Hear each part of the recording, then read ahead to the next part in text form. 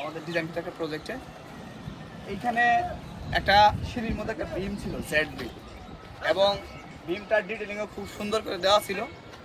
তা আমাদের যে এখানে ফোরম্যান আছে জনাব সোহেল সাহেব, সে একতলার সময় এই বিম বাদ দিয়ে দিচ্ছে।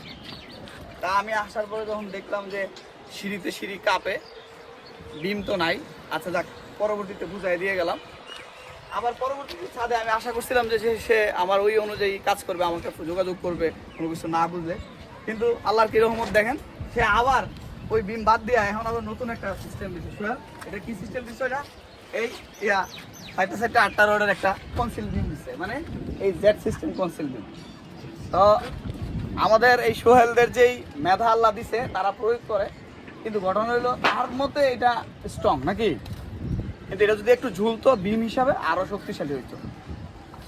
ঠিক আছে, আরেকটা বিষয় হচ্ছে এই যে তার ব্যক্তিগত মেধা প্রয়োগ করে সেই বিমটা দিছিল এর আগে একটা লিন্টেলের মতো।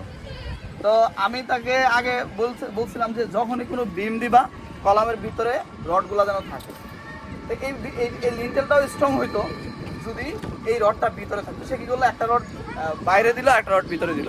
এই জন্য আমার আবার ভুলায়া আপনার এটা কারেকশন করা হইতেছে। আর এটা সে মালিককে বুঝাইতে সক্ষম হয়েছে যে এই বিম যদি জ্বলে তাহলে দেখতে খারাপ লাগবে, এত বিম বাদ।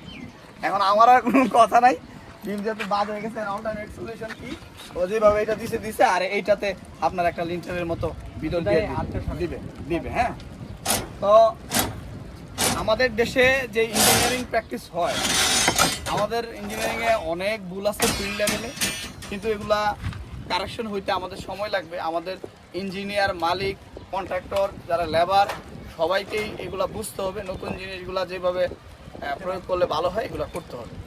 এই আস্তে আস্তে হবে, হয়তো একদিনে রাতারাতি আমাদের সব কিছু পরিবর্তন হবে না। এই যেমন আজকে পরিবর্তন হচ্ছে, এই রডটা অন্তত হুইলা ভিতর দিক দিয়ে দিতেছে আর কি।